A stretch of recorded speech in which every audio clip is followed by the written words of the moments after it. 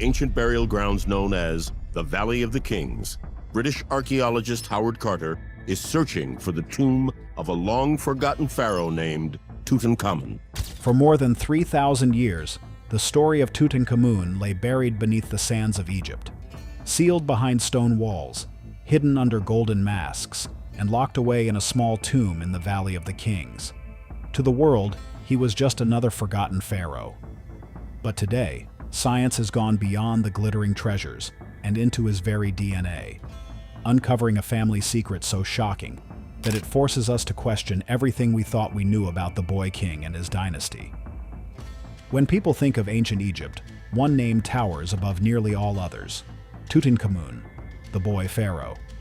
70 years after Tut's tomb was found, one researcher thinks he may have found the reason for the young pharaoh's sudden death. His reign was short, beginning at only 9 years old and ending before he turned 20.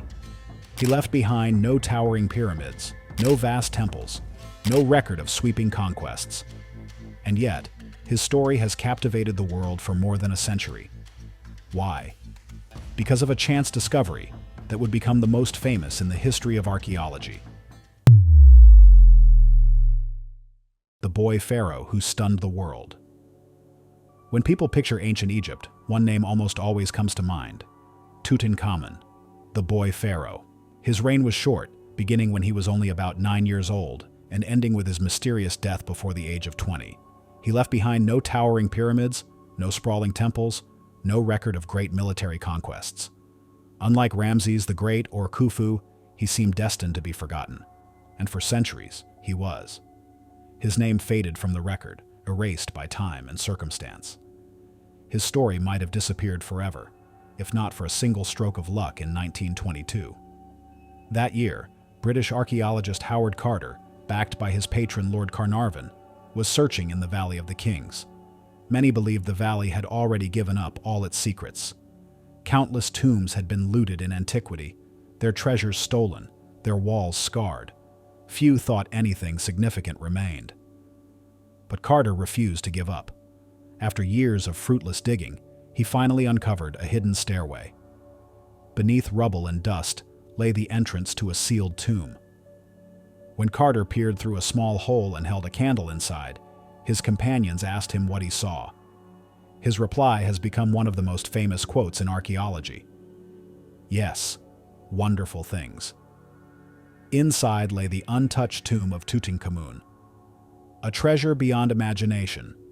The chamber, catalogued as KV62, was unlike anything the modern world had ever seen. Shrines plated with gold, alabaster vessels, ornate chariots, weapons, furniture, all stacked as if frozen in time. And at the center, the funerary mask, a masterpiece of solid gold and precious stones, an image so iconic it would come to symbolize ancient Egypt itself. Although the tomb was smaller than those of other pharaohs, its preservation was astonishing. In a world where royal burials were almost always plundered, Tutankhamun's had survived. Every artifact told a story, not just of wealth, but of belief, ritual, and preparation for eternity. The discovery electrified the world. Newspapers splashed it across front pages. Photographs of the golden mask spread everywhere, igniting a wave of fascination with ancient Egypt.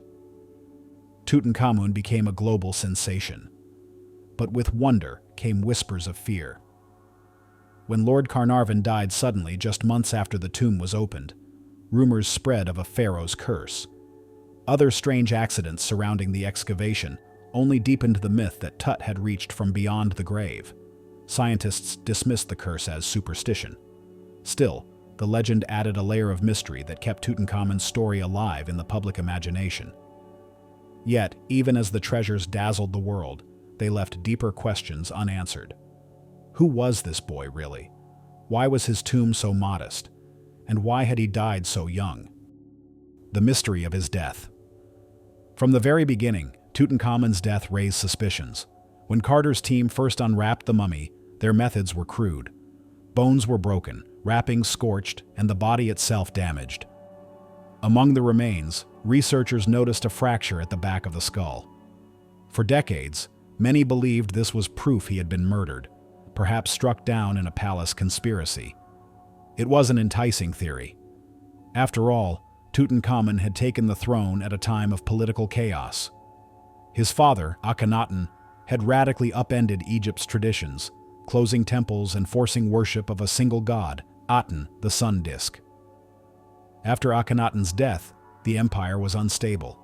A child pharaoh surrounded by ambitious advisors would have been an easy pawn, or an easy target. Others proposed that Tut's death was accidental. Some suggested he had been injured in a chariot crash. CT scans revealed broken bones and damaged ribs, seemingly supporting the idea of a violent end. The image of a young king dying in a tragic accident captured imaginations worldwide. But modern science told a different story. A detailed CT scan in the early 2000s revealed that the supposed skull fracture likely occurred after death, either from Carter's rough handling or from chemical reactions during embalming. The chariot crash theory also fell apart. The injuries didn't match.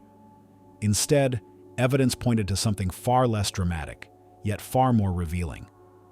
Tutankhamun had been frail his entire life. He suffered from a clubfoot, bone disease, and genetic weaknesses that left him unable to walk without support. His tomb contained over 100 walking sticks, silent testimony to his struggle. DNA analysis later revealed he had contracted malaria, another deadly blow to his already fragile body. The boy king had not been assassinated or killed in glory. He had simply been too weak to survive. But this raised an even deeper question. Why was he so frail in the first place? The Amarna legacy. To answer that, we must step back to the Amarna period, one of the most turbulent chapters in Egyptian history.